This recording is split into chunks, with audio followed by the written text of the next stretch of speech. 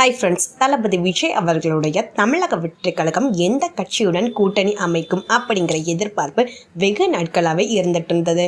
கடைசி வரை பார்த்தீங்கன்னா தேமுதிகவிடம் பேச்சுவார்த்தை நடத்திட்டு இருந்தாங்க. ஆனால் சில தினங்களுக்கு முன்னாடி தேமுதிக திடீரென திமுகவுடன் கூட்டணி அமைச்சிட்டாங்க. இது யாருமே எதிர்பாராத ஒரு விஷயம்.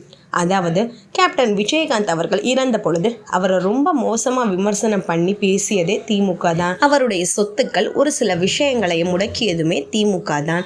அப்படி இருக்கும்போது ஏன் கேப்டனுடைய குடும்பத்தார் திமுகவுடன் கூட்டணி வச்சாங்க அப்படின்னு சொல்லி பல ரசிகர்களும் பிரபலங்களும் ஏன் தேமுதிகவை சேர்ந்த பலருமே பார்த்தீங்கன்னா பிரேமலதா விஜயகாந்த் அவர்களையும் அவர்களுடைய குடும்பத்தாரையும் ரொம்ப மோசமாக விமர்சனம் பண்ணாங்க.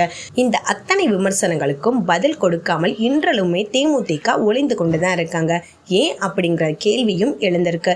இந்த நிலையில பார்த்தீங்கன்னா அத்தனை கேள்விகளுக்குமே கேப்டன் விஜயகாந்த் அவர்களுடைய மூத்த மகனான விஜய பிரபாகரன் அவர்கள் பதில் கொடுத்திருக்காரு. பதில் கொடுத்தது மட்டும் இல்லாமல் தமிழக வெற்றி கழகத்திற்கு எச்சரிக்கையுமே விடுத்திருக்காராம்.